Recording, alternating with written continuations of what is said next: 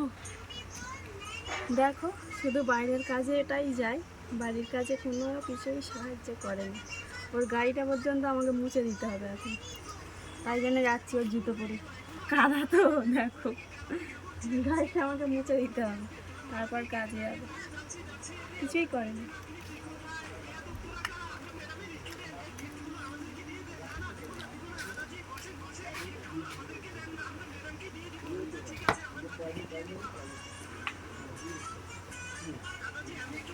allrounder জায়গায় এরকম যাদের দূরে দূরে আছে সবাই এরকম